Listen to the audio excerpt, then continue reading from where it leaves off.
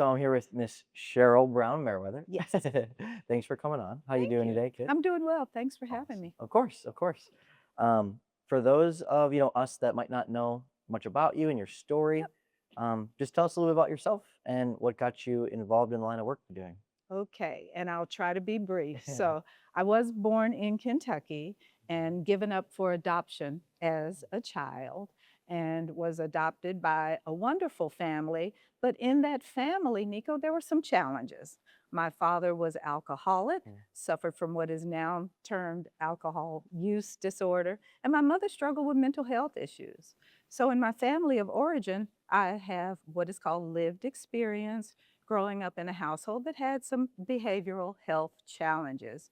That experience as a child kind of navigated a lot of the things that happened to me throughout the rest of my teenage and early adult mhm. and now older adult years. But it's turned out to be a blessing because it has given me a lot of experience with these topics.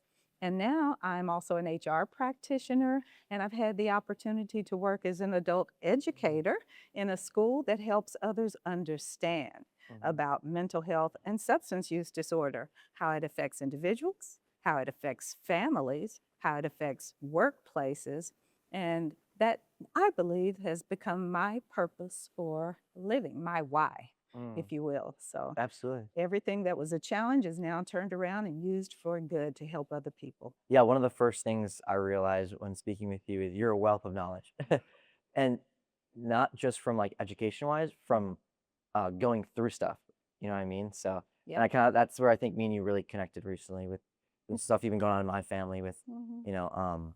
addiction, Yep. if you will. It kind of Yep. impacts a lot of families, right? Oh, So, that's an understatement, yeah. Nico. Almost everyone knows someone who struggled with this in some shape, form, or fashion. If not Hmm. personally, direct, indirectly through loved ones, Yeah. family, friends, coworkers. Yeah, Hmm. everyone's touched by this in some way. And so I wanted to start off as well by saying you were a big help to me as well during that time, even if it was just a voice of positivity. So thank you for I tend to be very positive. that. I mean, this is a serious thing and it can be very depressing and very heavy. So the good news is there's hope. Hmm. And that's what I hope we can talk a little bit about today. Perfect. Well, couldn't have been a better segmentation because the next question is, yeah, tell us more about ICARE, you being the co-founder. Yeah. Tell us what is ICARE and Uh-huh. how do you guys help people? Awesome. So ICARE is an acronym, stands for the International Center for Addiction and Recovery Education.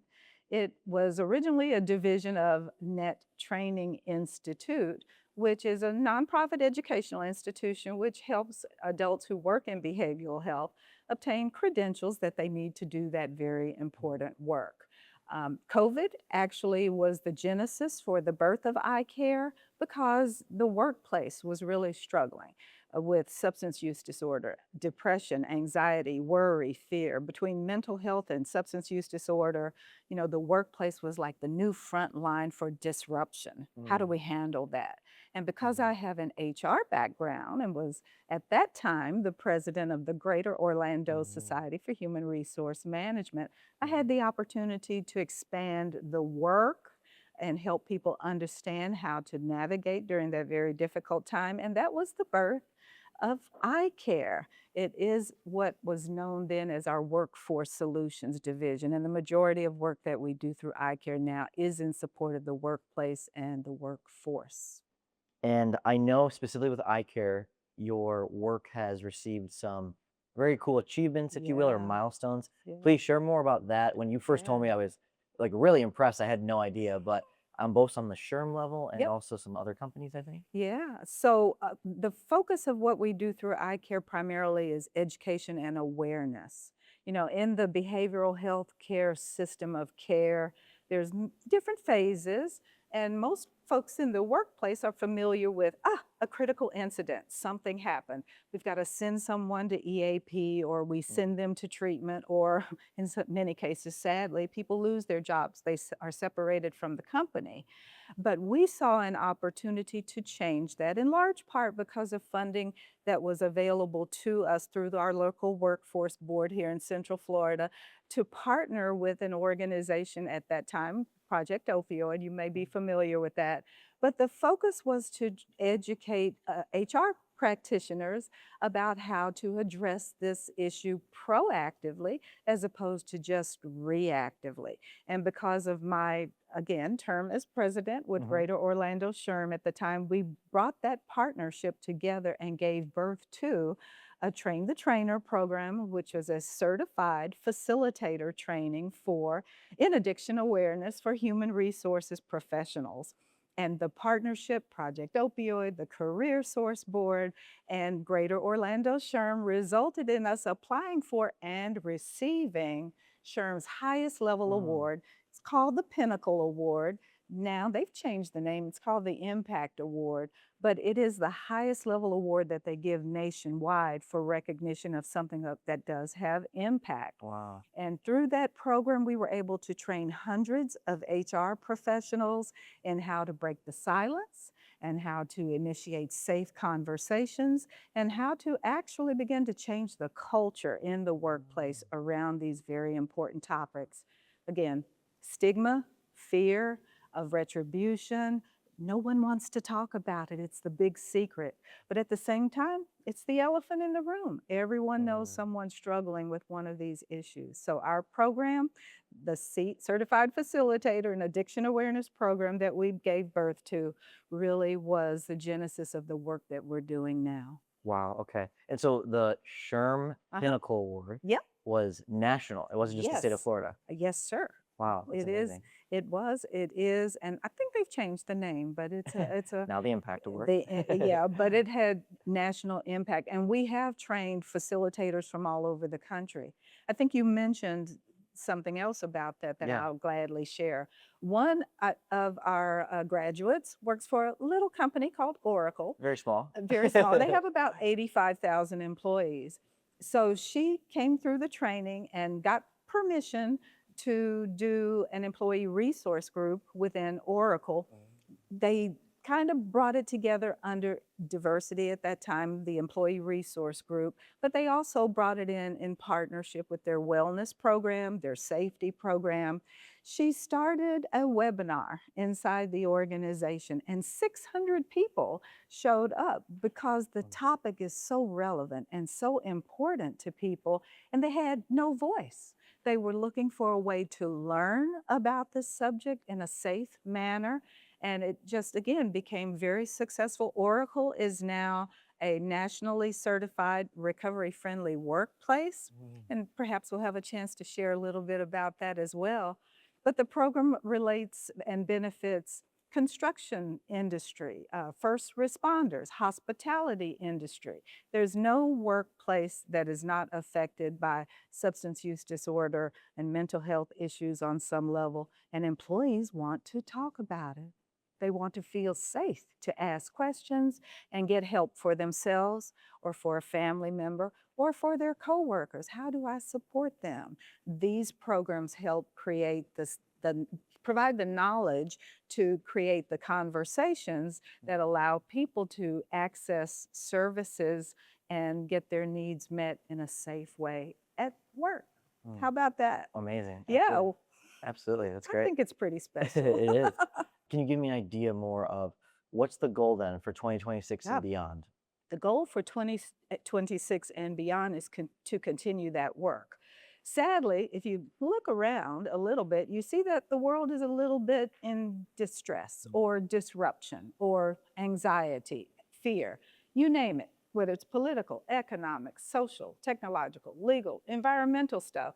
Everything's on fire, and people are distressed about that, and they don't know what to do, so they cope. They look for ways to cope the best way they can. And sadly, some of those choices are not healthy. So, what can we do to change that? Well, we talk about it. How about that? And then we offer information that people can learn about so that they can make better choices with respect to how they cope with the challenges that they face.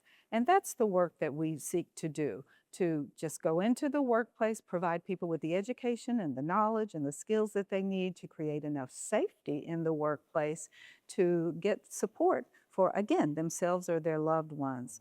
And the greatest success that we expect to have is in partnership with the Recovery Friendly Workplace Initiative. Have you heard about Recovery Friendly Workplaces, Nico? Just a little bit, actually, from you only, but Would you like to learn more about it? please, May I speak a yes, little bit more about yes. that? So, the Recovery Friendly Workplace is an initiative that has the blessing of the federal government, and more than 30 states around the country have adopted Recovery Friendly Workplace as a way to begin to do some of those things that I mentioned.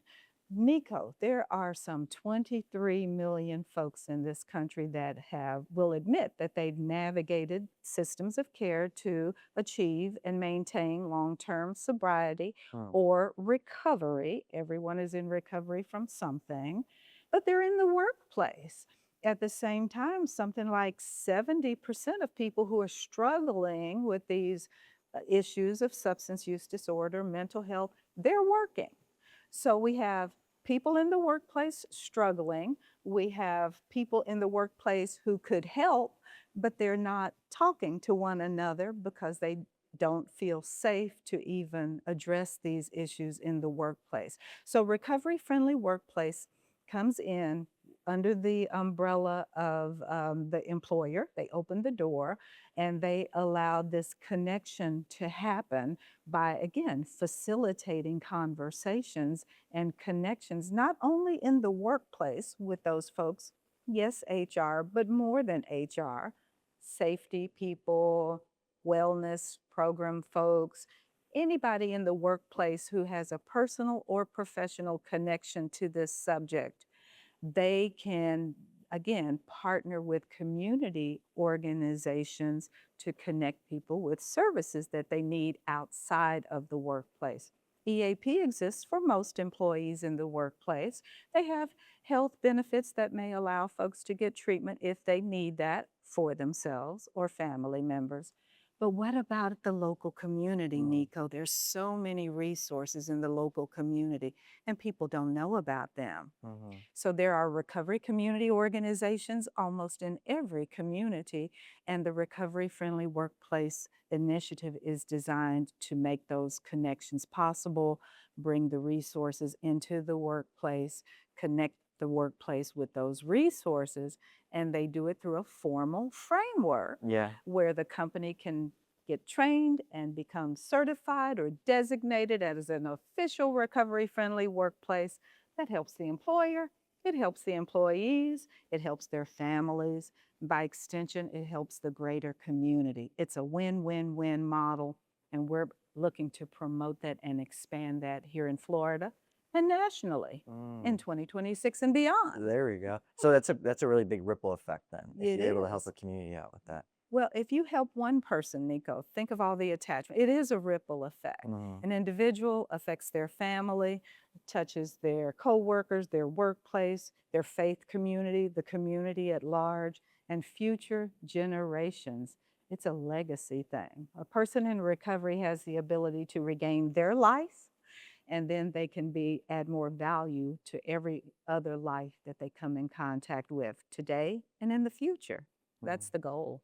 We change lives. I have no doubt you will. Absolutely. That's all from my end on questions. But is there anything, one more topic or anything you wanted to kind of talk on?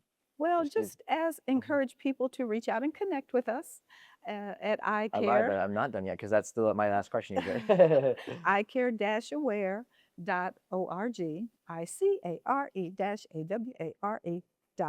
ICARE-AWARE.org.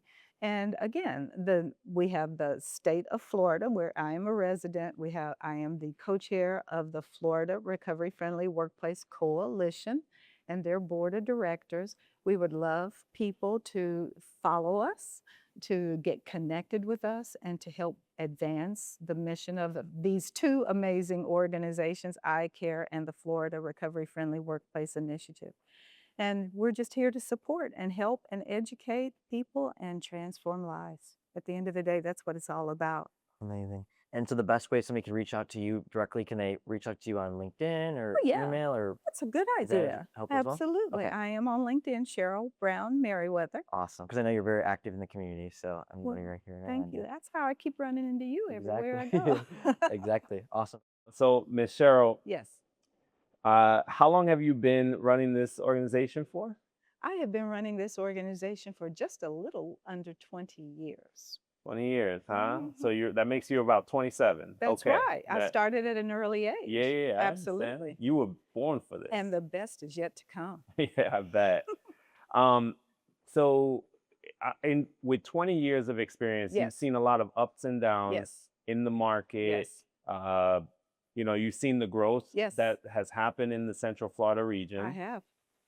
What would you say has been some of the most challenging times for you guys? Well, again, Net Institute, which is our mother school, is a 501c3 nonprofit organization.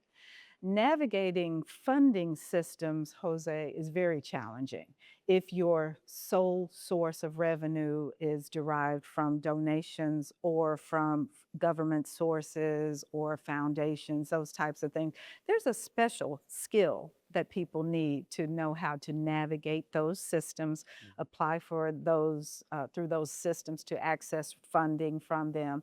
And it takes a long time, and then they can be cut off very shortly with little or no advance notice, which means you have to let people go or stop delivering services. Extremely challenging. For that reason, we basically chose another path. Our path has been to seek to provide services and in the marketplace, education services, where we were primarily supported from the sale of those goods and services in the marketplace. So you could say we're a nonprofit organization, but the majority of our success and our resources for sustainability have come through consumer sales. So it's been a little bit of both, seeking support from government sources and donations and foundations and those types of things. But the greatest level of support that we have received for sustaining our business to provide what we do has come from consumer sales of products and solutions that are attractive to people who want to learn more about these things that I can share with them about. That's awesome.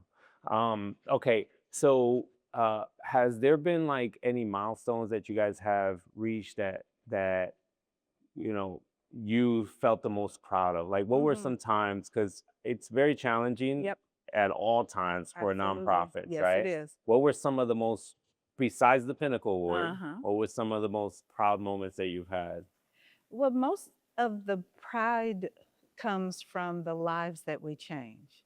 It's almost like I'm a grandmother now. I don't mind saying that. So At you 27, give birth to crazy. something or and you see them grow and you see them go out on their own and become viable. And in the work that we do, we're literally changing lives. We're helping people who have come, literally, some of them from the point of death. If you know anything about substance use disorder, mental health, those things destroy lives, they destroy families. But people who find their way into recovery, rebuild their lives, rebuild their families, rebuild their futures. And to see folks come through our training programs and then launch out into the marketplace. Many of them have started their own businesses as certified professional recovery coaches or facilitators, as I was mentioning previously. But they're changing lives. Some are paid to do those things, some do it as a mission, as their life's purpose to go and help someone. But those are the most rewarding things. It's not about building a big building or a big bank account. It's about changing lives that therefore change, destinies of individuals, of families, of workplaces. Those are the things that we're most proud of. We're changing lives and futures. Was there any at some time, because I feel like sometimes people when they're building this Yep, nonprofit, there's a care and not just a necessity, but yep, there's you put a lot of it's hard work, but you put a lot of the heart work into it, yep. I right? love that. Um, was there any time there was a period where like you went through a struggle, or you were helping someone and it meant the world to you to help that person Hmm. or an Yep, organization, and you felt stronger than ever to kind of pull yep. through for them, Hmm. and maybe it worked out or maybe it didn't? Has that Hmm. ever happened? Absolutely, it happens, and it happens a lot. in this work, you see the good and the bad and the ugly and everything in between. We've seen people come and begin their journey to recovery and then relapse. And sometimes when they relapse, they take other people with them. When they fall, they take others with them. Sometimes our business was almost taken down because of an employee who relapsed and left with things that really caused us harm. So we've experienced that, but we're still here. And we continue to do the work. It might slow things down, but it doesn't stop because this is like mission, purpose-driven work. But at the same time, you see people whose lives you really are the difference between their going forward and their going back. I'll give you one quick example. I had an employee join me recently, and actually about 3 years ago. And since joining us, she has lost her father. Her father passed away. She was an only child. That was very devastating to her. Her husband committed suicide, took his own life. That was very devastating to her. She's lost several other individuals that were close to her, but she's an employee of ours. And that's why I mentioned the Recovery Friendly Workplace Initiative. Sometimes you have to throw the policies away, or at least move them away far enough that they don't interfere with your concern and compassion and care for the individual. And that's a mindset. All managers have the opportunity to use discretion on some point. And at some point, you may have to make a decision that we're going to pause this policy because this policy would have us separate from this individual. But if we can just give them another chance. You heard the term second chance employers. That's a real thing. Sometimes all a person needs is a second chance. If you can just, kind of make enough room to take that chance, invest in that human being because you have a heart and compassion and care for that one person, that's the most rewarding thing for me personally, for our organization, and for, again, the lives of everyone that is in some way impacted by that decision. That's the work that we seek to help promote and expand beyond local things, but nationwide. Yeah. Is that what you were looking for? I mean, it's more than what I was looking Oh, for. okay. Now, one last question. Yes. If there was a young person looking to get or start a nonprofit, Yes. what advice would you give them? Don't give up, because it's going to take time and it's going to come with obstacles, challenges, and barriers, some of which we've talked about here today. But if you're committed to the cause and you know how to represent, I'll give you an example. I'm not a salesperson. I've had worked in companies and worked with salespeople, and people tried to get me to work in sales and different. I can't do it. I cannot sell stuff.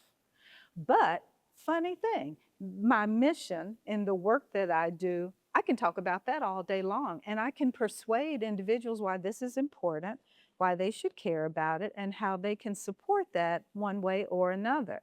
I've been told that's a sales technique, That is. but it doesn't feel like a sales technique. So my advice to a young person just starting out is, first of all, care about your cause and seek to build relationships and partnerships and collaborate with people who are maybe a little bit older, a little bit wiser, a little bit more experienced than you are, and they will come to your help. People are willing to help you if you're sincere and you ask for help. Almost everyone is willing to help, and you can get something from everyone you touch, everyone you talk to, every experience that you have in your life is an opportunity to learn. So keep learning, keep growing, keep going, and never give up what's in your heart to pursue, and you will be successful. Might go through a few hills and valleys and curves, and it rains over here and it snows over here, and you get some sunshine too. But at the end of it, you will accomplish things that are worthwhile and give your life meaning and purpose. And by extension, you will help give the hope for a brighter future for all those who you impact along that journey. All right, Miss Cheryl, I love you. You're the best. Thank you so much. I love you.